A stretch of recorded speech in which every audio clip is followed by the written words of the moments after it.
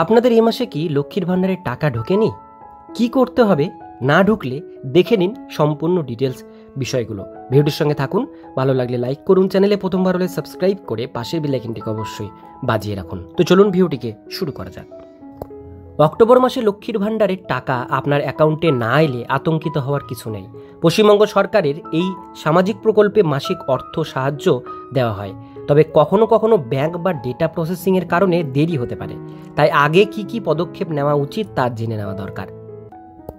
লক্ষ্মীর ভাণ্ডার status check process. লক্ষ্মীর ভাণ্ডারের টাকা আপনার অ্যাকাউন্টে ক্রেডিট হয়েছে কিনা তা জানতে প্রথমেই অফিসিয়াল ওয়েবসাইটে লগ ইন করে ট্র্যাক অ্যাপ্লিকেশন বা ভিউ পেমেন্ট স্ট্যাটাস সেকশনে গিয়ে চেক করতে হবে।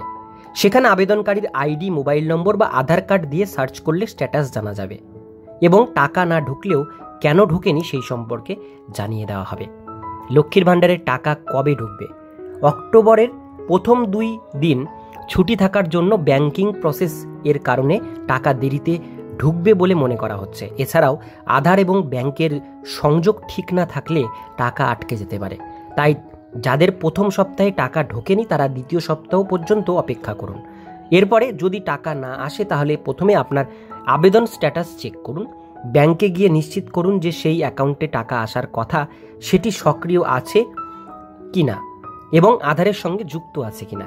স্ট্যাটাস যদি আন্ডার প্রসেস দেখায় তবে কিছুদিন অপেক্ষা করতে হবে।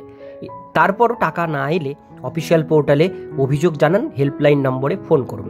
প্রয়োজনে স্থানীয় পঞ্চায়েত, ব্লক অফিস বা দুয়ারে সরকার ক্যাম্পে যোগাযোগ করুন। যখন এই ক্যাম্প হবে আর একবার লক্ষ্মীর ভাণ্ডারের সকল নিয়ম একেবারের জন্য মিলিয়ে নিন। লক্ষ্মীর ভাণ্ডার পশ্চিমবঙ্গের অন্যতম জনপ্রিয় সামাজিক নিরাপত্তা প্রকল্প। মাসে মাসে মহিলাদের অ্যাকাউন্টে সরাসরি টাকা পাঠানো হয়, তবে প্রত্যেকের অ্যাকাউন্টের তথ্য এক না বলে ব্যক্তিভেদে দেরি হতে পারে। তাই সময় মতো টাকা না এলে প্রথমেই স্ট্যাটাস চেক ও ব্যাংক আধার যাচাই করার সবচেয়ে গুরুত্বপূর্ণ।